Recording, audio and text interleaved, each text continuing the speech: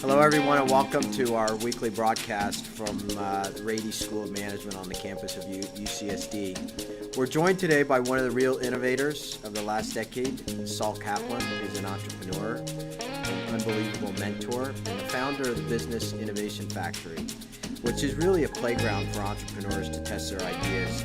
And Saul's here with us today to tell us how they do what they do, and we'll also talk a little bit about his book, that business model innovation. So, Saul, great to be with you. Oh, no, thanks for having me. Nice to see you. Every time I talk about you, I applaud your efforts and your vision. Thank Next you. year, Business Innovation Factory will celebrate a decade. I know Yes, you've that's learned right. a heck of a lot, man. Tell me what stands out. It's just been one crazy ride. I'm really just an innovation junkie, as you know, Mo.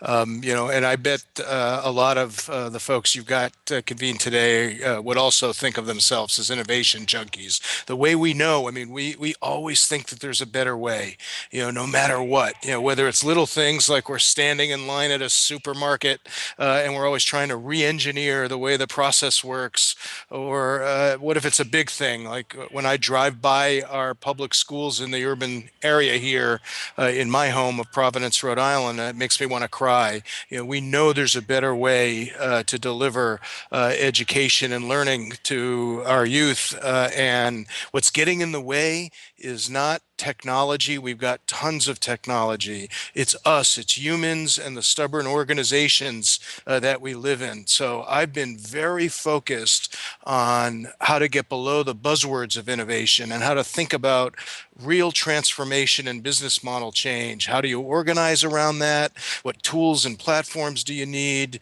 How do you constantly reinvent yourself to be able to do bolder things, the things that we desperately need to do here in the 21st century? Well, you're doing a lot of bold stuff. You've seen your shares of failed ideas. You've contributed and played a big role in creating winners, Saul. Typically, the difference isn't that much. Start with some of the ideas that didn't work.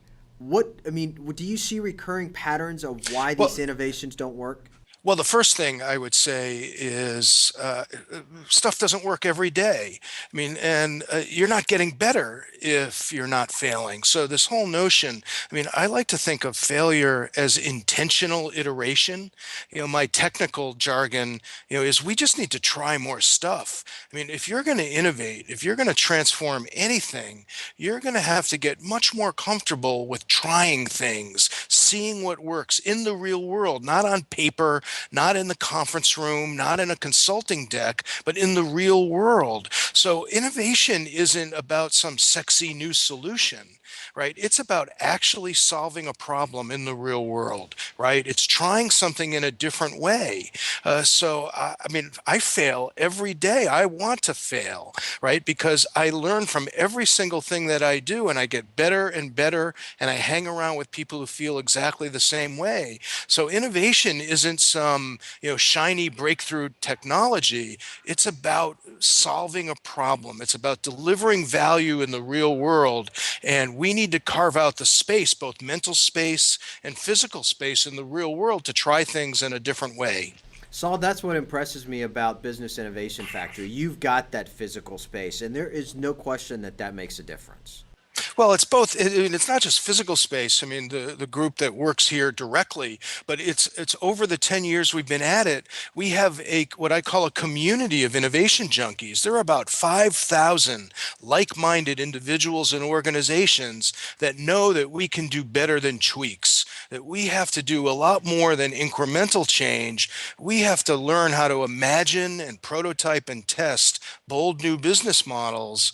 And the community that has been connected with us here at BIF is not just here in Providence, but it's all over the world. People want to learn how to do transformational things and how to make that safer and easier to manage. And that's the path that we're on. We don't have all the answers. We're just on a clear learning curve, and we welcome people and organizations, to join us on that. Saul, and I know I don't want to distinguish winners from failed ideas or losers, but the ones who ultimately get through and gain traction, what do they have in common? Yeah, well, what innovators have in common is when they love to live out on the edge, right? They know that the only way we're going to learn anything new is by doing what I call, random collisions of unusual suspects, right? We have to stop hanging around with people in organizations that are exactly like us. We never learn anything that way, right? We all we do is shop around the same ideas over and over. I know I learn something new when I climb out to the edge, when I put myself in an uncomfortable position and I hang out with people that don't think like me, that work in different industries, that work in different disciplines, that approach problems, in new and different ways. And when you put yourself in those positions, that's where the gold is, right? It's in the gray area between our silos. And when you can create an environment like that, and you can figure out how to capture those learnings and then to start trying more stuff about experimenting with new ways to solve problems, that's where innovation really happens. So the people that I like to hang out with are a lot of people that are not like me, that can teach me something new, and hopefully the other way as well. And the community we've created at BIF, the conference that we put on every year, it's just loaded with unusual suspects that know that they need to climb out to that edge to learn something new and different. And I was going to mention that the conference strategically is designed to have those collisions. Yeah, no, it's all we do is create an environment that enables those random collisions, and then we load it up with people who know that they need to be on that edge. They know they need to change. They know they need to explore completely different approaches. And what we do is we create a very safe and inspiring environment for people to learn from each other. It's the 2 days of our conference every year are two of the most inspiring days for me every year. This year it's September 17th and 18th, and people come from all over the country and the world to be part of that. But it's not just the conference, it's our connections on social media, it's the work that we're doing in our experience labs where we're putting the ideas into practice, where we're imagining what the future of education can look like, the future of healthcare, the future of government and civic engagement. So there's no social system that's out of reach if we're willing to explore and to imagine and test entire new models. Saul, I know you have a process at BIF. When an idea Mhm. gets accepted at BIF, Yep. tell me Yep. how what the give me a glimpse of what the process is like. Yep. So we believe that if you're going to transform anything, it doesn't matter what it is. If you're going to do anything more than incrementally improve what already exists, the first step is what we call changing your lens. Because if you look at the opportunity through your current lens, whether it's you personally or your organization or your industry, if you're looking through that lens, the best you're ever going to do is incrementally change what already exists. So the first step is to change the lens. And we think the best lens is to look at the world through the lens of the end user or the customer, right? To not just do market research to understand the customer, but to actually climb into the experience of the customer and begin to create a foundation that we can design entire new models and solutions around. So the first step is changing your lens. The second step is to deploy, what we would call human-centered design. We think design thinking and process is the key to creating new models and transformation. No, we didn't invent that. I mean, a lot of people are talking about design, but what we find is a lot of people in the business context or in the government context or in the healthcare or education context haven't figured out yet how to use design thinking and process, right, to design entire new models that we can try to improve the experience of customers, students, patients, and citizens. So the second step we would call human-centered design, and the third step is what we would call experimentation. We say experiment all the time in the real world. One of the problems we have is we've made exploration very hard. We think that we should be trying new ideas in the real world every single day. We need to get better at going from an idea to a napkin sketch to a prototype and to an exploration of a new model in the real world much faster. Today it takes forever, to get approvals, to get resources committed, to get through committees, to get through, the venture capital world, like all the different structures we've put in place to vet ideas and to determine where to put resources. They take too long and they prevent us from exploring and testing new concepts much more quickly. The good news is that we can prototype and test things in the real world much, much faster than we did in the industrial world. I know I'm a dinosaur. I watch the way my children do this, and the way students do this. I mean, they come up with an idea, they're prototyping it, they've got, a new website created, with a transaction engine on the back end, and they're interacting with real customers 24 hours after they had an idea. When dinosaurs like me would be sitting there for a year, trying to get everybody aligned and everyone interested in writing long and exhaustive plans, in order to do that. In the design world, we iterate. We're generatively moving towards something that works. And we know that it works because we're trying it in the real world. And then we're learning from our mistakes and we're making it better and better and better. I have never met an entrepreneur, a successful entrepreneur, that ever got it right on the first try. Yet we put them through all these silly hoops of writing formal business plans, right, and going through all kinds of processes, before we ever get into the real world. I think what we ought to be doing is prototyping and testing them much quicker. Every successful entrepreneur I know, it took 3, 4, 5 tries to get the business model right. So why aren't we just starting with a concept for a business model, putting it out in the real world, seeing if it works, and then tweaking it, changing it, evolving it to get to the business model that's scalable and repeatable? And I've got a bunch of questions, Saul, I want to ask you about business models. But one more quick thing about your process. I Yep. know you're a big proponent of lean and the whole that entire lean Yep. movement. What is I mean, within 6 months, what do you expect to happen within that first 6 months? How far Yep. along do you want Yep. to see an idea move? Oh, within 6 months, I want to have not only a well-articulated concept for what the business model is, but I want to have, both a initial prototype, and it's a very low fidelity prototype, right? One of the problems entrepreneurs have is they think they should put all of their effort, into building the technology. Right. And I want them to build the business model. I want a prototype of the business model so they can be out in the real world. I don't care if they mock up, the web platform. I don't need polished. I need low fidelity prototypes of a business model so I can figure out whether my approach is going to solve the problem in the real world. And so I can start thinking about what it's going to take to scale that and whether there's an economic model to do that. Within 6 months, you can take any idea, translate it into a business model concept. You can begin to prototype it, and you can be actually in the marketplace determining whether that business model is feasible. Well, one of your brilliance and certainly the distinguishing contribution of Biff is this relentless innovation of business models, especially like you mentioned in sectors like healthcare and education. What do you see emerging since you started this now coming up on a decade? What's Yep. emerging that you didn't expect from a business model perspective? Yeah, well, I'll tell you a couple of things are happening. Number one, more people are coming to the conclusion that we need to be able to experiment with business models. When I first started at this, I couldn't even talk about business models. Nobody would listen. My friends would say, "Stop using that wonky language."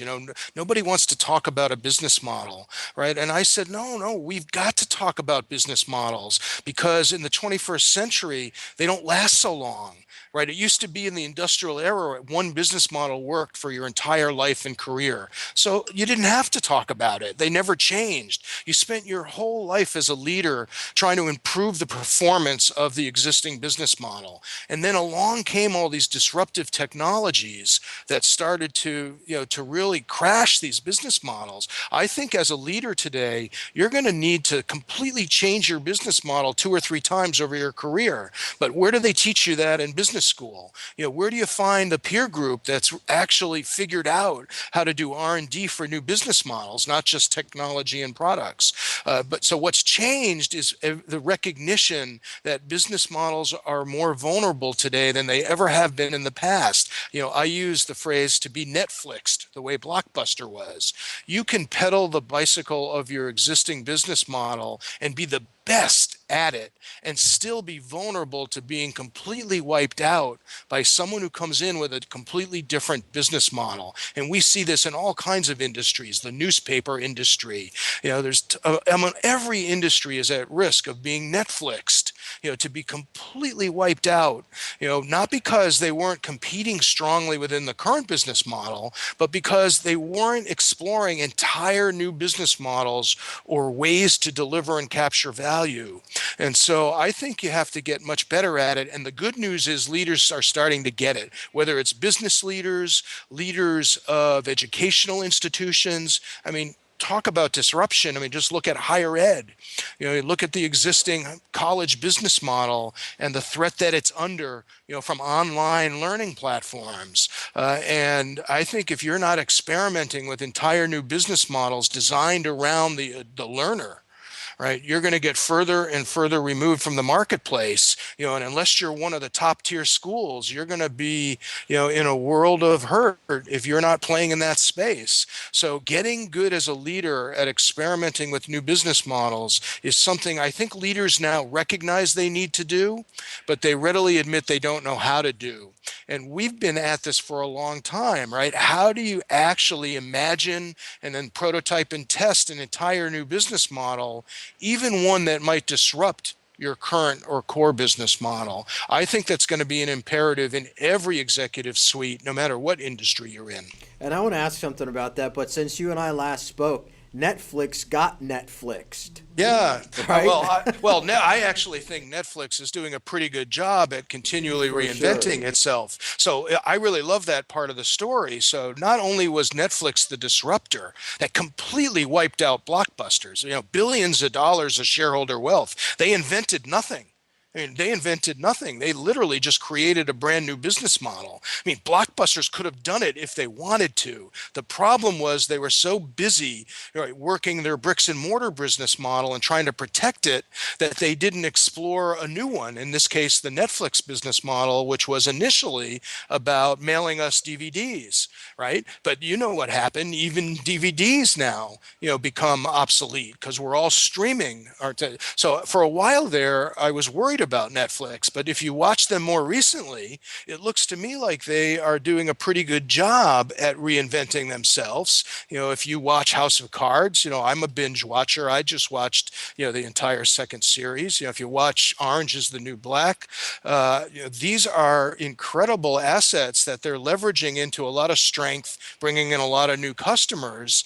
So the point is that even if you're Netflix, you still have to worry about being Netflixed. You're going to have to constantly be working on the next business model while you're still pedaling the bicycle of today's business model. And excuse the pun, I mean, the movie is still, unfinished, but it seems to me that Netflix is doing a pretty good job, of that right now. Yeah, they're doing an exceptional job. And hey, now they're trying to disrupt Hollywood. Saul, I get a lot of questions about just something that you mentioned a little while ago, that you can test new business models really Yep. fast. The big Yeah. question I get a lot of times is how? Yeah. Yeah. So, I mean, no matter what your concept of a new business model is, I think most of the effort should be put in where in the real world can I stand that model up to see if it's a viable model. Before I start worrying about how I'm going to scale it, let's actually demonstrate that we can solve that customer's problem with a new and different business model. So where's the experimental space where I can explore that, right? And it'll be different for every business model. If you're a large company, why aren't you taking part, of your company and making it the lab? If you, I read the other day, one of the big hotel chains, is using different hotels in their network as the laboratory for exploring new ways to deliver customer value. Why aren't you taking part of a region or a community, part of your product line, one business unit? I mean, every company and every business model, has a different set of characteristics, but you can use the real world to be part of your test bed for exploring that next business model. And more companies are going to have to figure out how to do this, because it's only in the real world that you can find out if a new business model actually can work and is scalable. It's not planning, back in the conference room. It's not writing fancy reports. It's not even doing all the pro forma financial analysis, because the truth of the matter is, when you start business modeling, your initial concept, you can't predict how successful that's going to be, right? So all of the CFOs, of the world that are saying, show me what the return on investment is, fill out all of the pro forma, P&Ls, that's not going to work in this space, not initially. The first thing I need to do is take the napkin sketch of an idea, prototype and test it. Then when I can actually demonstrate that there's a viable business model, now I can start thinking about, what if that business model were to scale? Now, what kind of investments would I have to make? What kind of financial performance would I expect? But what's missing is that initial piece, right? It's that research and development and rapid prototyping of new business models. We have to get much better at that. And I know that Alex is going to be at the conference in September. I know He you're a is. big fan of that's, you talk about the back of the napkin sketch. I mean, his business Yeah. model canvas is probably a pretty good place to start. Oh, it's a beautiful. Alex is a dear friend. He more than anybody, has been a passionate advocate for helping us think about business models. Creating some easy to use tools, on how to do it. He's been at several of our conferences. He'll be a storyteller at this one again. So we absolutely. I mean, I don't really care what tool you use. What I care is that you can tell me the story about your business model. How do you create, deliver, and capture value? It's no more complicated than that. You have to answer all three of those questions, and you have to be able to prototype and test a concept in the real world about how that business model is going to work. Once you can do that, then you're off to the races, and you can engage lots of other stakeholders and investors in what you're trying to do. Saul, as consumers ourselves today, has our expectations changed of what we would consider value?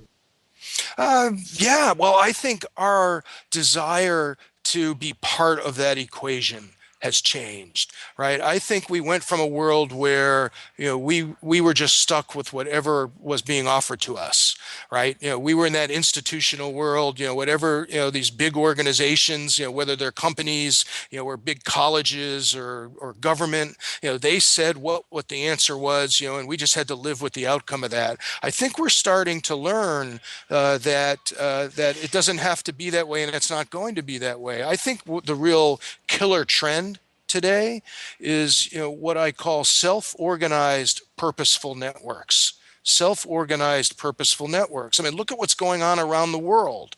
I mean, if I had said to you, 5 years ago that a group in Egypt, or in the Ukraine, were going to self-organize and take down a government, you'd have laughed. You'd say that could Yep. never that could never happen.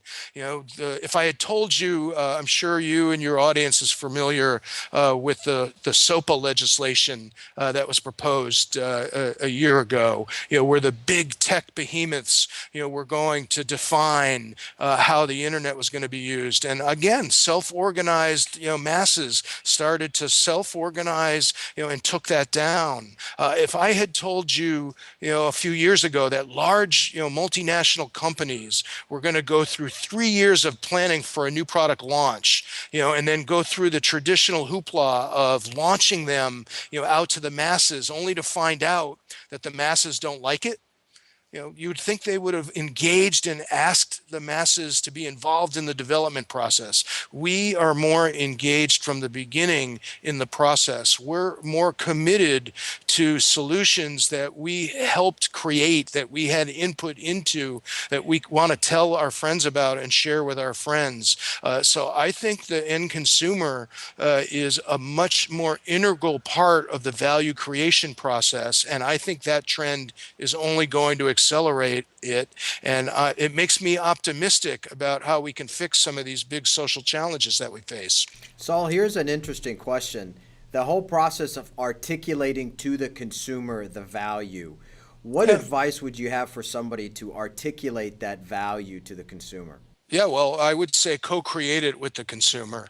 So stop thinking about we're trying to push, to the consumer, what we think the value is, and start working directly with the consumer. We do a lot of what we call participative design here at BIF, right? If we're going to design a school that students are going to be engaged in, excited about, and committed to, it seems like today the last people that we have in that process to design the school are the students themselves. So what we do here at BIF is say, wait, hey, let's not just ask the students, let's teach the students how to design. Let's help them understand the constraints that we need to design with, and let's have students design a school, one that they're going to be really pumped up and excited about going to and committed to learning at. If we want to change the healthcare system from a sick care system where we wait until people are very sick and have to go to very expensive hospitals, and we want to move to a well care society where we're more engaged in our own well-being, instead of pushing solutions down to citizens, why not have people design solutions that they're going to be more committed to so that they'll take better care of themselves, right, and be well in the first place? So I think that instead of thinking about how we describe value to a customer, I would say start thinking about value through the lens of the customer and define it with the customer and start creating solutions that customers want, where customers are going to be the best marketing department you could ever have, because these ideas are going to spread virally, to other potential customers that are going to want to be part of that conversation and part of that story. That brings us to, I'm going to pick two questions, but the brilliance of what you just shared, I think sums up the work that you do. One question is about a lot of these internet business models, like the social networks, that are not revenue driven in the Yeah. beginning. What are your thoughts on that? Yeah, so it's a great conversation this week, isn't it? I have mixed feelings about it.